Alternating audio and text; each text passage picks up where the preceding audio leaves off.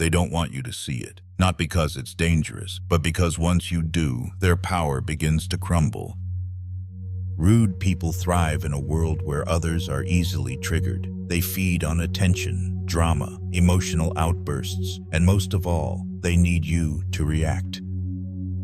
Because the moment you do, they've won. They've pulled you down into their world of noise and chaos. But what they don't expect is your silence.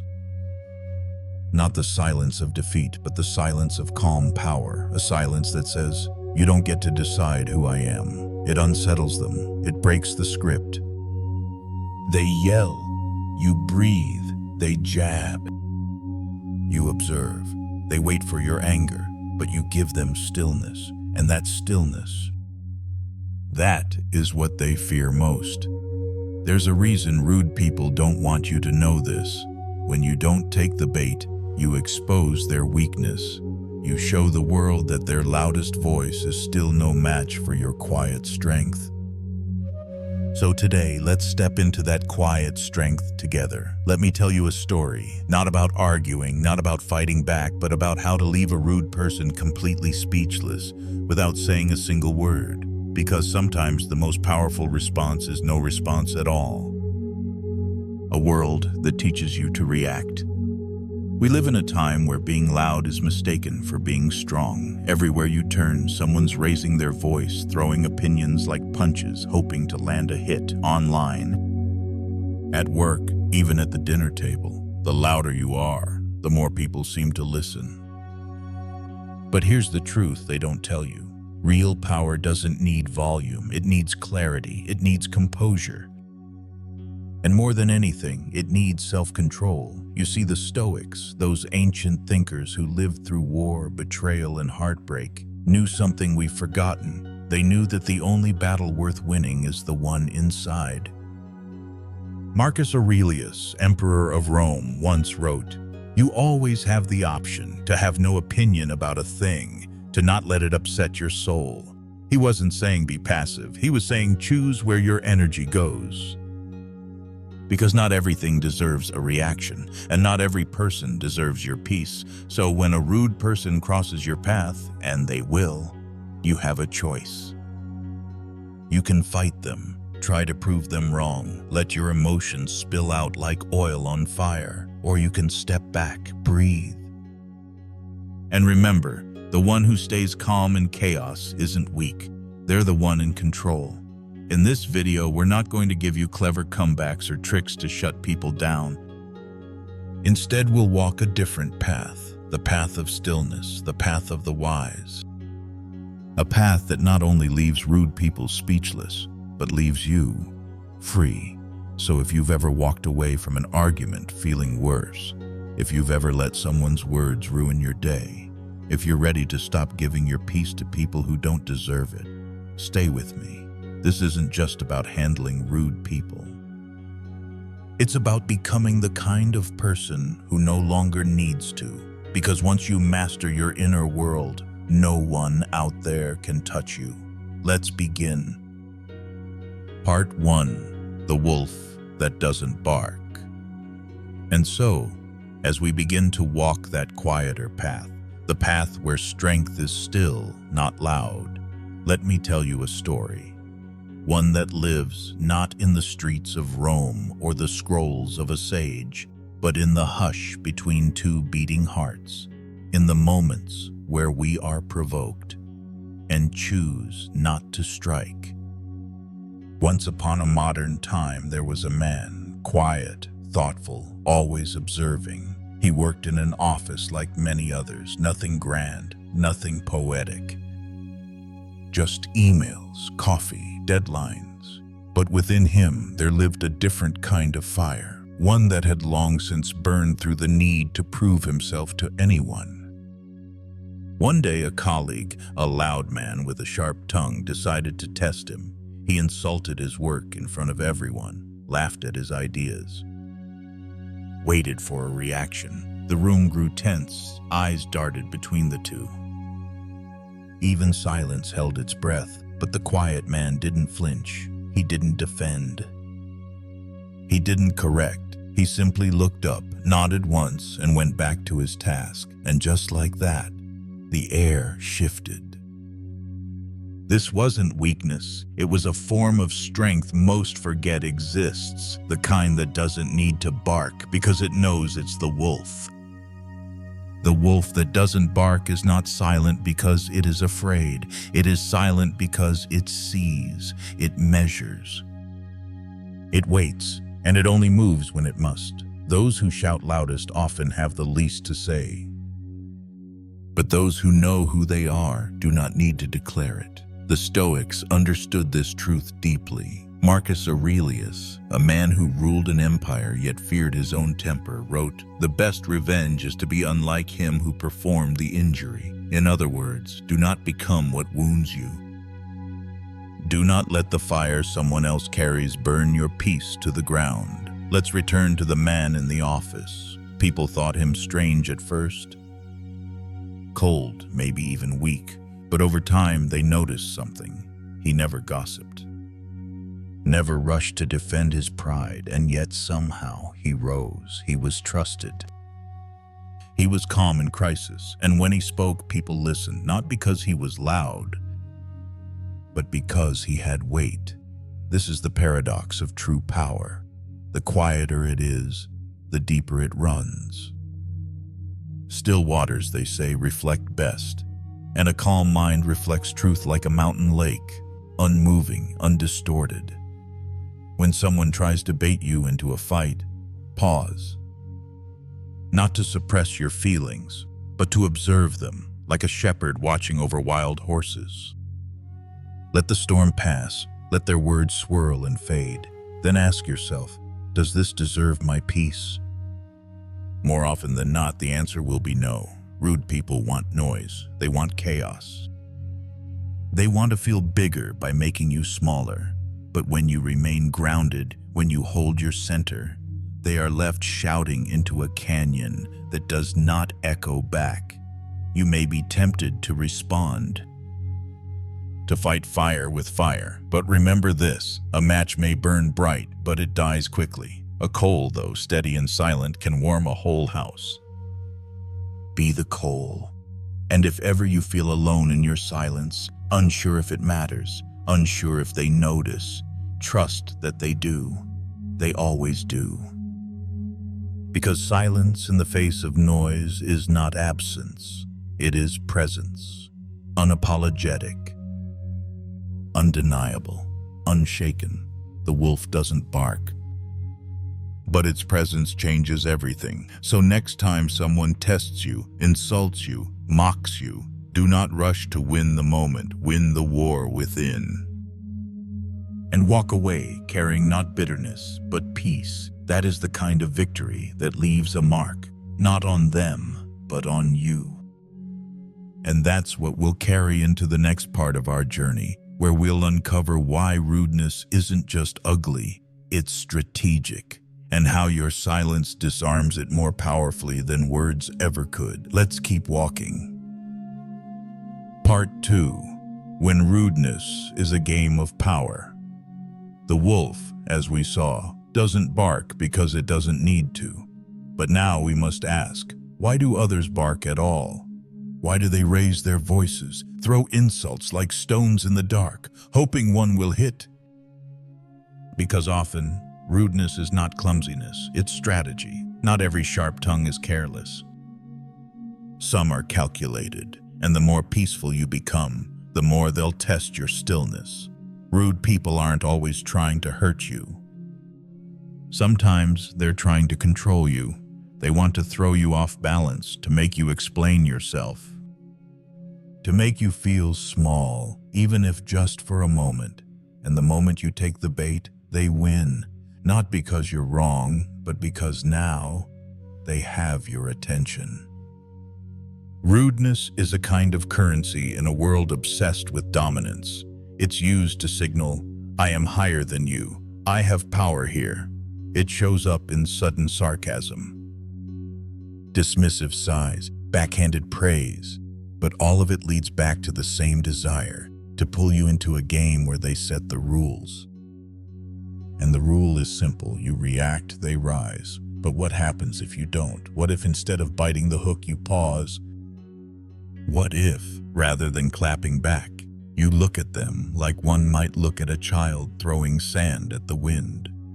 Then the game breaks, and so does the illusion of their power. You see, most rude behavior doesn't survive long without an audience. It needs fuel, your emotions, your words, your anger.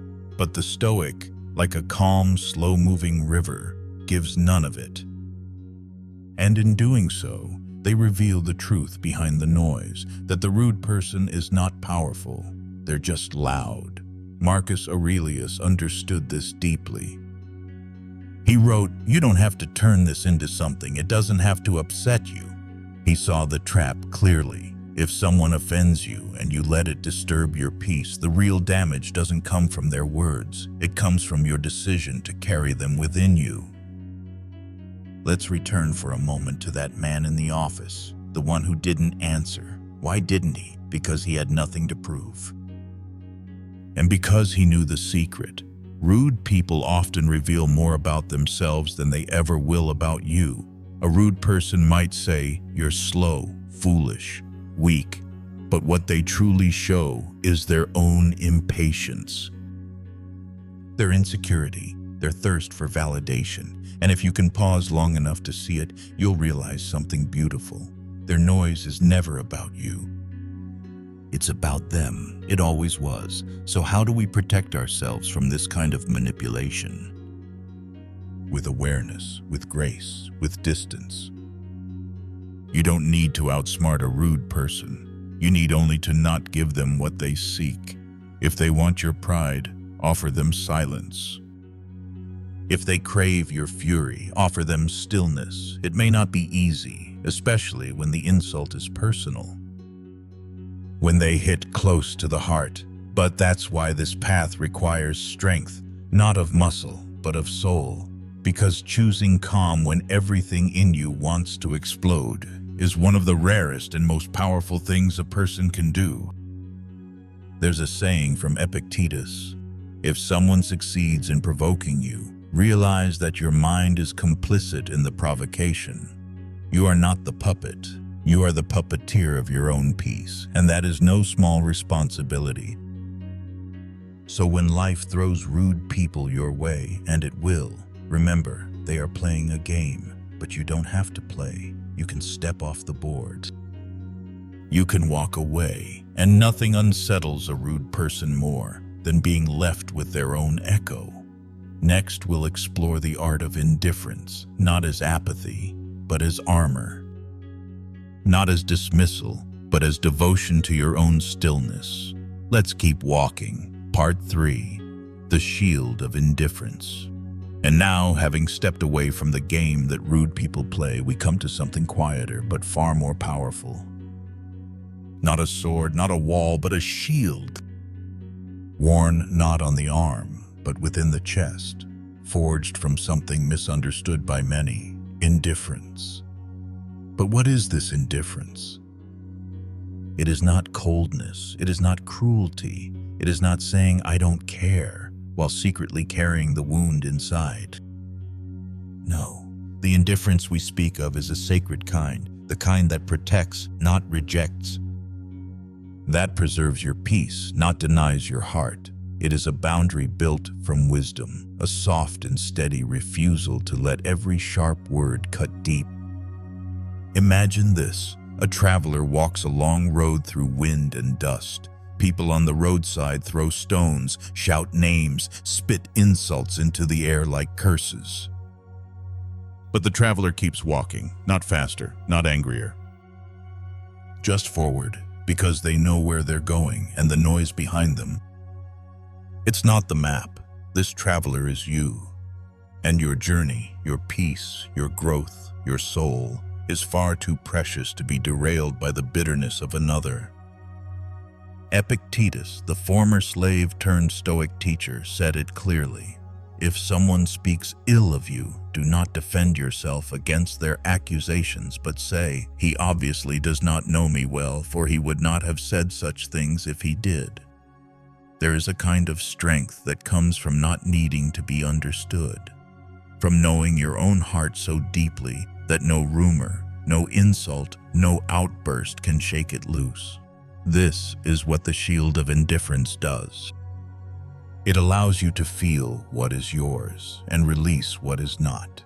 Indifference says, I will not carry your anger into my home. I will not let your judgment rewrite the story of who I am. I choose peace over proving, and that choice, it's not weakness, it's mastery. But here's the truth most won't tell you. Indifference is not easy. It takes practice, it takes pauses. It takes breathing when everything inside wants to defend, attack, cry, explain. It takes watching the storm pass without needing to stand in the rain. Let me tell you a tale. There was once a woman, gentle, firm, quiet. She worked in a place where cruelty was common. People mocked what they did not understand. She did not try to correct them. She did not shrink. She simply did her work with grace, with calm, with love. And over time, the same people who had once belittled her came to her for guidance. Because while they had burned out in their noise, she had grown roots in her stillness. This is the way of the Stoic. They don't rise to every insult. They rise above it, because they understand that not every opinion matters, and not every battle is worth fighting. So how do you build this shield of indifference? You begin by remembering what you do control, your thoughts, your choices, your direction, and you let go of what you cannot, how others speak, what they assume, how they judge. You practice stillness, not silence, but inner clarity. You remind yourself, if this does not harm my virtue, it cannot harm me. You choose again and again to protect your peace, not just for today, but as a way of life. Because when you carry indifference like a shield, you stop absorbing every wound. You stop explaining your every move. You stop tying your joy to other people's behavior. And slowly, something beautiful happens. You walk lighter, you breathe deeper. You sleep softer, because no matter what chaos churns outside you, inside, you are calm, unshaken, unbothered, whole. This is the quiet rebellion. Not to harden your heart, but to open it so fully that no small cruelty can pierce it. And in the next part of our journey, we'll go deeper into this stillness to understand how silence, more than any word, becomes a language of power, the kind that makes rude people unsure of themselves and makes you untouchable. Let's keep walking. Part 4. Let them burn their own fire. So now that you've learned to carry the shield of indifference, something begins to shift. You're no longer standing on the battlefield. You're watching from the hill, and down below the fires burn, not yours, but theirs. Because here's the secret most people never learn. You don't have to fight every fire. You can let some burn themselves out. Rudeness is like a torch in the hands of a person lost in the dark. They wave it around, hoping the light will make them look bigger, but it only shows their own confusion. And if you step too close, if you react, that torch might set you on fire.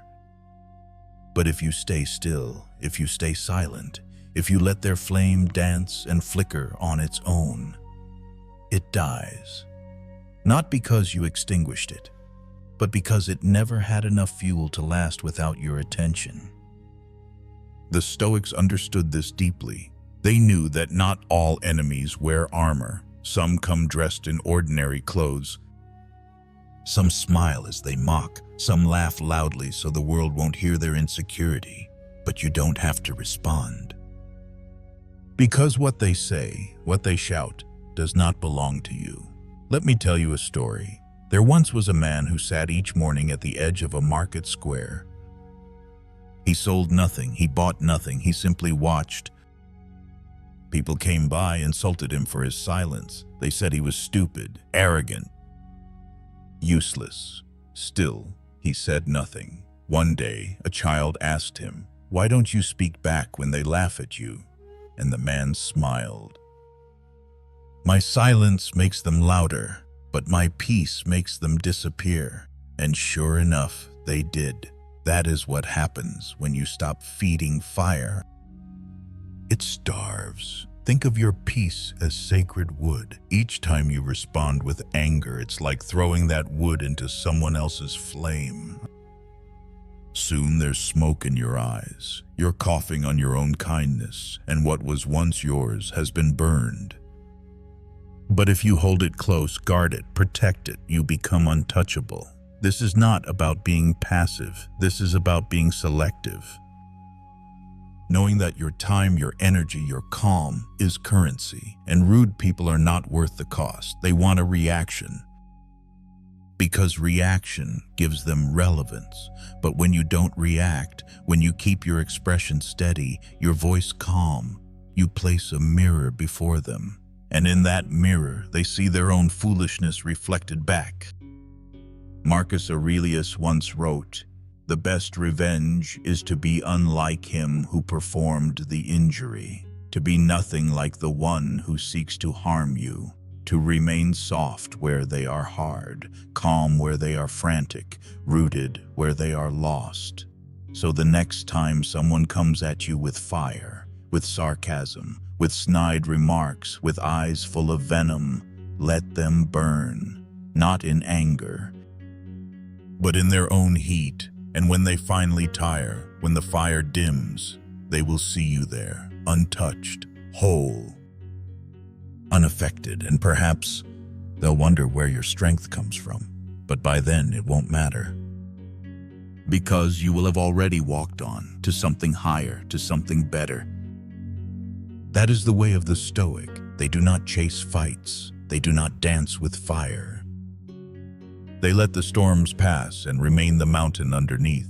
In the next part, we'll explore how you can reclaim your inner throne, so that no matter where you are, at work, at home, in the chaos of life, you remain your own master. Let's keep walking. Part 5. Reclaiming your inner throne. And so, if you've let the fire burn out without joining it, if you've held your peace while others shouted, you've already begun to remember something most of the world forgets, that you are the ruler of your own inner world. But now it's time to reclaim your throne. Not a throne of gold, not the kind built by applause or titles or how many people bow when you walk in, no. This throne is invisible. It lives behind your ribs, in the silence after you breathe. In that still, unmoved space where your thoughts settle like dust in the sunlight. When someone is rude to you, they are not just testing your patience. They are testing whether you are still sitting on your throne or whether you've handed the crown to them just because they raised their voice. And sadly, most people give it away. They let others reign over their mood. They let strangers decide how their day will go. They trade sovereignty for validation, and once the throne is empty, chaos walks right in. But you are learning a different way. Reclaiming your throne begins with one choice: not to abandon yourself when things get loud, to stay with yourself, to return home when the world tries to scatter you in 100 directions. The Stoics called this the inner citadel. Marcus Aurelius, in the stillness of his nights, wrote about it often. A place within that cannot be shaken, where no insult can enter unless you open the gates, where your dignity sits untouched by the storms outside. He wrote, "Nowhere you can go is more peaceful, more free of interruptions than your own soul."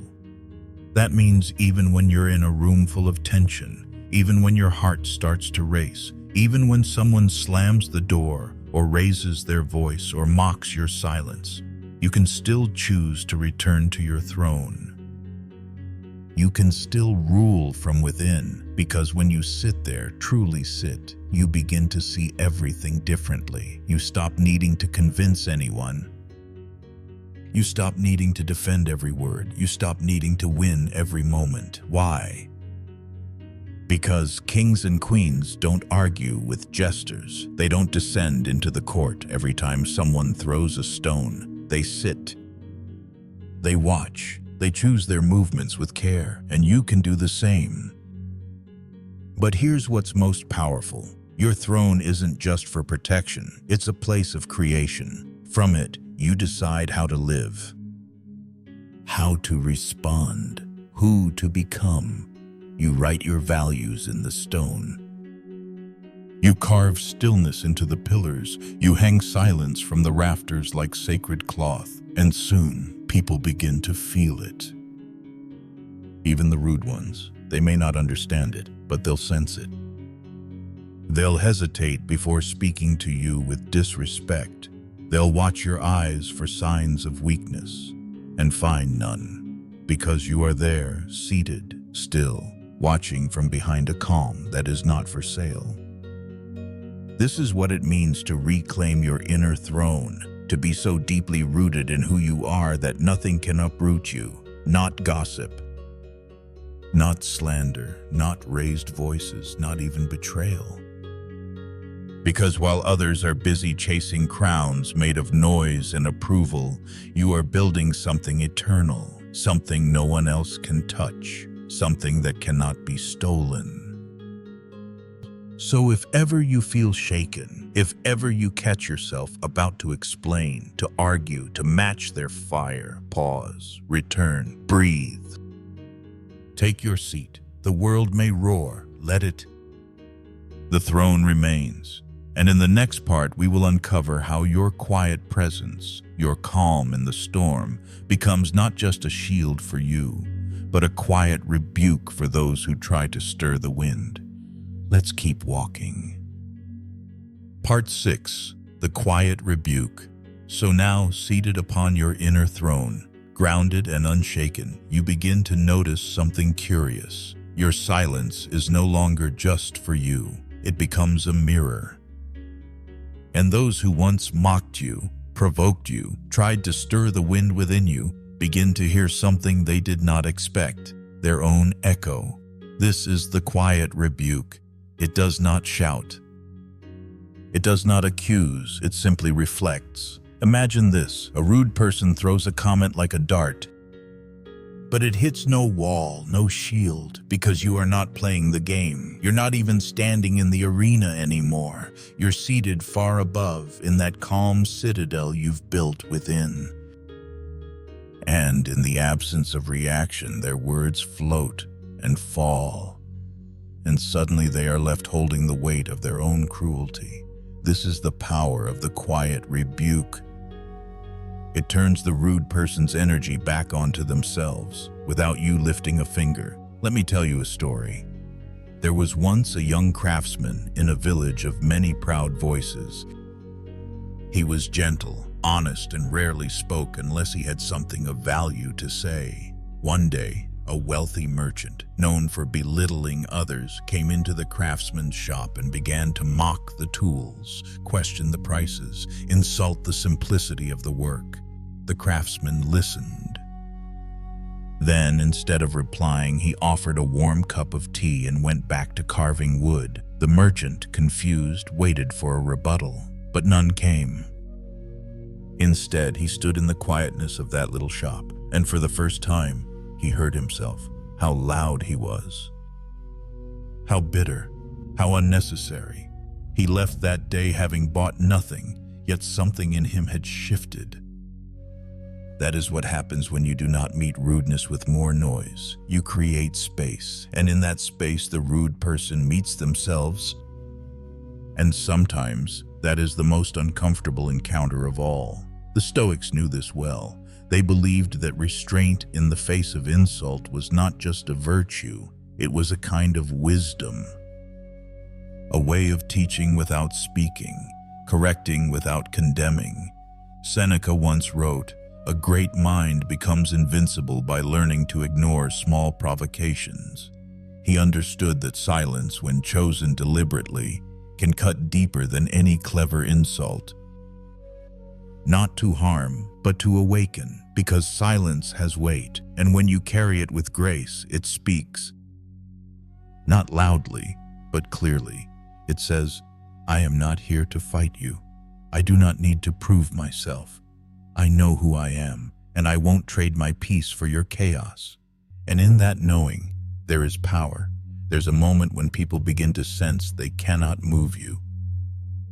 Not with shame, not with mockery, not with shouting. And in that moment, the rude person must face something they were trying to avoid all along: their own discomfort, their own emptiness, their own lack of control.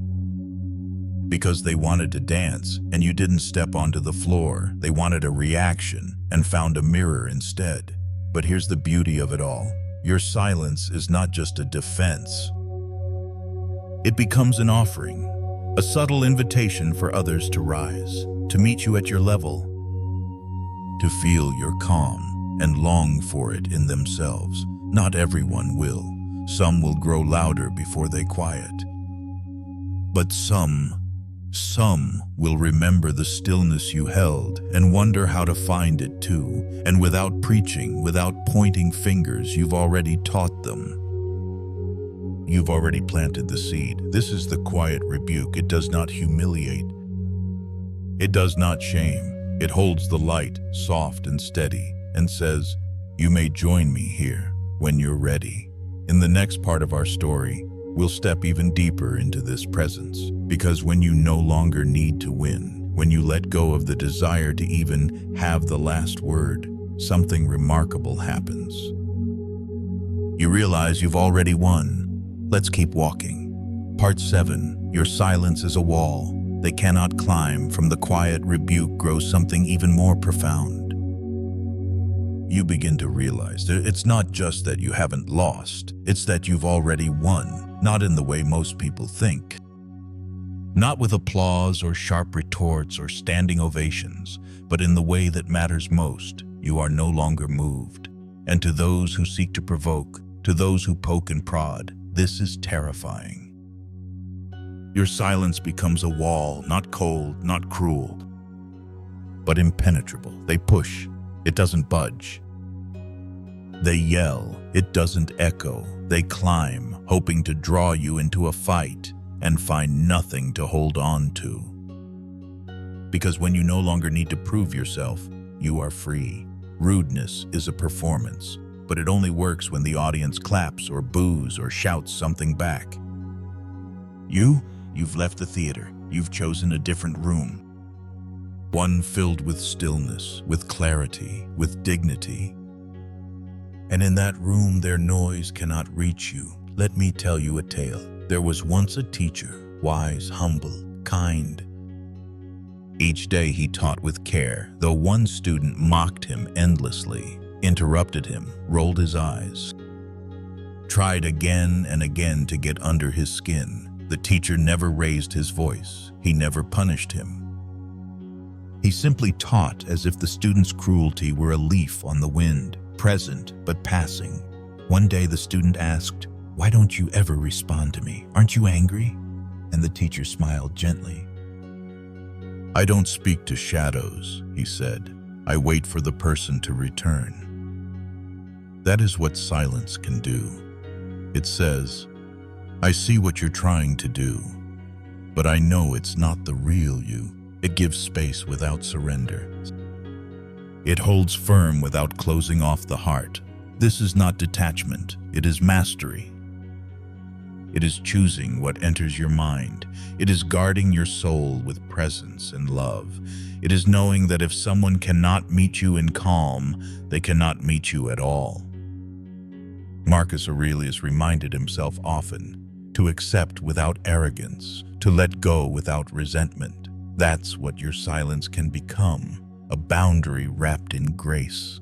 And something strange begins to happen. People who were once loud around you grow quiet, not because you force them, but because they begin to feel small in the presence of something they don't yet understand.